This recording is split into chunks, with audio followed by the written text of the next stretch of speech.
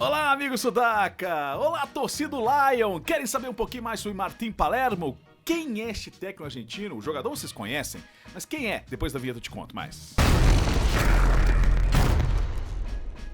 Pois é, amigos, vamos falar um pouquinho sobre Martim Palermo, mas antes eu preciso me apresentar. Para quem não me conhece, sou Bruno Garcês, jornalista especialista em futebol sul-americano, e este é o canal Sudaca Brasil, tudo sobre o futebol aqui no continente. Agora em parceria com Bola pra Resenha TV, deixe seu like, se inscreva nos canais, dá essa moral pra gente. Então, amigos, fui pego de surpresa, não tive tempo ainda de colocar aqui, gravar um vídeo pra vocês, né? Algumas pessoas me perguntaram sobre o Martim Palermo, o que falar dele, Titã, como é conhecido o jogador, que é um goleador histórico do Boca, né? Isso, eu não vou ficar falando muito sobre ele não, mas para quem não conhece, para quem apenas conhece o treinador, Martim Palermo foi um dos maiores goleadores do futebol argentino.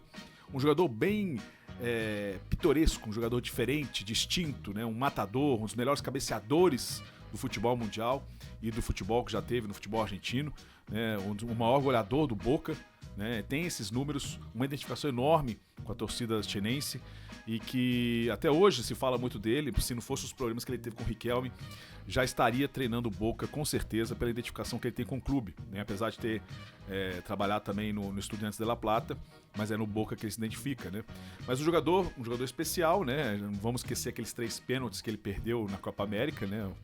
Em que numa mesma partida perdeu 3 pênaltis, mas era um matador, inclusive fez gol de cabeça no meio de campo, né? Mas era um matador qualificado, brilhou mais na América do Sul do que lá na Europa, tem uma passagem não muito Villarreal, não muito boa, mas como técnico, ele encerrou a carreira em 2011 e em 2012 já começou a carreira de técnico, né? Teve uma passagem no Godoy Cruz e no Arsenal de Sarandi, antes de chegar na União Espanhola. Só para lembrar rapidinho, eu tô fazendo um vídeo sem cortes, né, sem imagens, tentar postar o mais rápido possível, tentando passar o máximo de informações que eu tenho aqui do Palermo. Inclusive essas informações eu tinha muito num relatório que eu tinha feito para um clube aqui do futebol brasileiro, que tinha perguntado sobre o Martim Palermo, como que ele joga, como que ele treina. Eu cheguei a fazer um relatório, estava tentando achar esse relatório, acabei achando. Então tem algumas informações interessantes, principalmente que as últimas passagens dele, né, onde ele, para mim, ele modificou, porque ele foi técnico do Godoy Cruz, começou ali, depois do Arsenal de Sarandi, até no Godoy teve uma boa passagem, no Arsenal nem tanto, e quando vai para a União Espanhola era uma aposta, né? E ele mesmo disse que ali a carreira dele como técnico mudou. Ele deixou de ser aquele jogador, né, conhecido, famoso, e passou a ser mais técnico, a entender mais como é a gestão de grupo, como é a gestão com os jogadores, né, e como realmente na parte tática, né. Ele desde o início ele se mostrou muito ser um time vertical. Os seus times já eram assim na época de Godoy Cruz e de Arsenal de Sarandi. Ele teve um estágio, ele passou um tempo com o Cholo Simeone, que ele é muito fã, e ele mesmo diz que é da escola do Cholo Simeone, um time de um bom bloqueio defensivo e saídas rápidas para o ataque, né? Então esse é o estilo de Martim Palermo, muito parecido com o do Simeone. Ele mesmo fala que ele ficou um tempo lá com o Cholo Simeone no Atlético de Madrid e depois também uma estratégia bem parecida com o que ele utiliza em seus times. Então na União Espanhola ele mudou. Na União Espanhola do Chile ele passou 2 anos, o primeiro ano dele foi muito bom, ele chegou a ser vice-campeão chileno, atrás só apenas do Colo-Colo, e com bons números, uma boa defesa, um time consistente, tinha muita bola parada, utilizava muita bola parada, isso está incluído na sua pasta de armas para armar os times, né? Uma boa defesa, um bom bloco defensivo, principalmente no meio de campo, né? Uma linha de 4, ele utilizou muito 4-4-2, mas hoje ele utiliza muito mais o 4-2-3-1, né? Que te dá uma amplitude. E atacando com poucos jogadores, mas sempre buscando espaço em jogadores rápidos para frente. Aí ele teve uma passagem no Pachuca do México, não foi ruim, mas acho que deu uma experiência, uma rodagem para ele. Depois teve volta para a Argentina, volta em baixa, né, sem passar por um grande clube, teve uma Aldosivi. Ele teve uma passagem no Curicó do Chile, que não foi muito boa, mas a passagem no Aldosivi foi significativa para ele, porque ele volta ao futebol argentino, num time pequeno, uma torcida fanática, que é o do Aldosivi, um time de La Plata, e um time que, El Tiburón, né, deu confiança e jogadores que determinados a comprar a ideia do Palermo de defender muito bem e sair rápido para o ataque. E assim o time foi muito bem no Campeonato Argentino, na Copa da Liga, chegou às quartas de final, mas acabou sendo eliminado, mas mostrou que Palermo não é apenas um técnico retranqueiro, ele consegue extrair o máximo daquele grupo de jogadores e principalmente um grupo bem aplicado. Inclusive eu vou falar uma frase muito interessante dele aqui, um textinho interessante que mostra muito o que é a filosofia de jogo do Palermo. Depois ele tem uma passagem muito boa no Platense da Argentina, também muito boa. Ali no Platense eu acho que ele chamou mais atenção ainda da imprensa argentina. Ele bate vice-campeão na Copa da Liga, perde por Rosário, um jogo muito truncado, né? Um jogo muito igual. O Platense teve boas chances, né? Mas aí jogando mais num 4-2-3-1, né? Era também uma boa defesa, né? O Platense conseguiu tirar vários, ele foi empatando e levando pelos pênaltis, mostrando que é um time muito aguerrido. E aí tá ali muito a filosofia do Palermo, né? No Platense eu consegui enxergar mais, assim, ficou mais evidente, florido, né? Que é um técnico que trabalha muito a intensidade na marcação. Ele exige isso. E eu vou até ler uma parte aqui de um trecho de uma entrevista que ele deu, logo após esse do Platense, porque é interessante a gente falar exatamente disso, de qual a filosofia que ele pode implantar no Fortaleza, né? Ali ele fala assim: sou um obsessivo pelo sacrifício, me inclino pelo equilíbrio, por uma defesa sólida, por um time que transmita segurança e contundência, intensidade e dinamismo, primeiro a defesa, depois o contra-ataque. Né? É importante a posse de bola para ter mais progressão para buscar o arco rival, né? O gol rival. E isso é intranscendente, ter a bola para ter uma finalização. Então, assim, lógico que ele vai trabalhar com volume de jogo, porque no futebol moderno hoje ele tem que trabalhar com as duas, mas a maioria do tempo ele vai utilizar mais esse bloco baixo e os contra-ataques. Isso ficou evidente, mas uma marcação muito intensa. Cara, aquele time do Platense que chegou na final contra o Rosário Central, eu lembro muito bem que eu assisti muitos jogos das finais e tinha assistido já alguns jogos do Platense, era um time muito aplicado na marcação.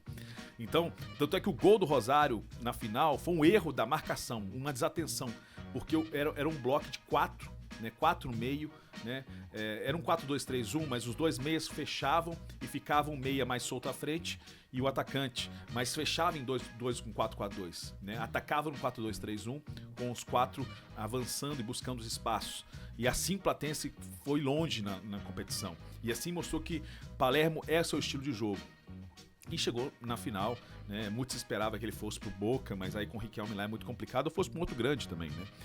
E ele vai cair no Olímpia. O Olímpia que vinha de uma crise total. É bom falar disso, porque o Olímpia vinha numa crise até de dirigentes, né? O presidente estava trocando, ele chega inclusive nessa mudança de presidentes e ele conseguiu tirar o time da crise. Era uma crise técnica e financeira, ele não tinha muitas opções, né?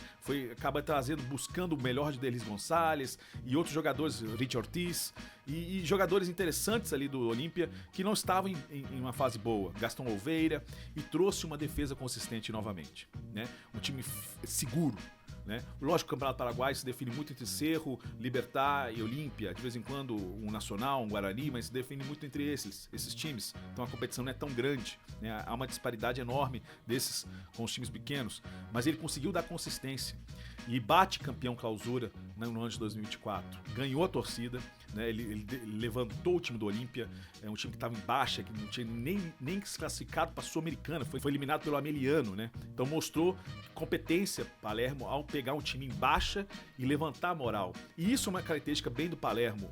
Todos os times que ele passa, os últimos times que ele passa, ele tem uma identificação com a torcida o ama, o adora. E o Olímpia, ele teve esse ano 2024 muito bom, mas ele vai de 2025, pediu alguns reforços, não foi bem assim, do jeito que ele queria.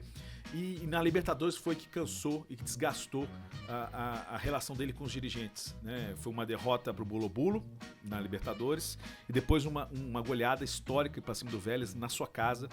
Isso aí cansou, a diretoria cansou e acabou demitindo o Palermo. Mas até hoje a torcida do Olímpia, eu já conversei com os setoristas, jornalistas do Olímpia, já falando que gostariam de ter Palermo de volta. Torcedores pedem também, depois teve Bustos e outros jogadores e outros técnicos que não se entenderam muito bem no Olímpia, mostrou que era uma bagunça e Palermo sim tinha dado uma certa consistência. Então o que esperar do Palermo para o Fortaleza?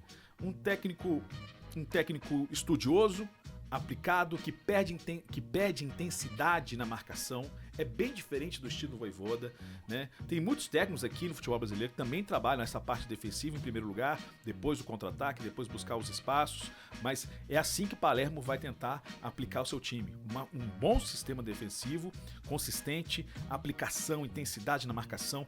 O Fortaleza, pelas novidades, pelas informações que eu tenho, não tem tantos jogadores assim para aplicar esse jogo, então ele vai ter que dosar um pouco, né, esse time, essa entrega com a técnica de ter um volume de jogo. Eu acho que Palermo vai tentar aos poucos implantar mais sistema defensivo e dar mais consistência e segurança. Pode que dê certo, pode ser que dê certo. Já vi times no futebol brasileiro em que pegavam um técnico que era mais um elenco técnico com muito posse de bola, com técnico, bons passes, e que dava uma certa consistência defensiva, trazia o equilíbrio, né?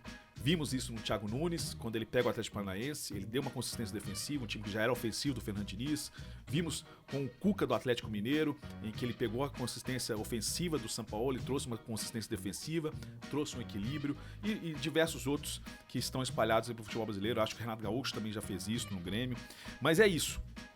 É isso que eu espero do Martim Palermo. Um bom sistema defensivo, uns bons contra-ataques e a bola parada, que ele utilizou muito na União Espanhola, né? Eu lembro bem dessa passagem. No Aldosivo também utilizou, né? No Platense nem tanto, mas tinha alguns bons jogadores para fazer essas jogadas. Mas é isso.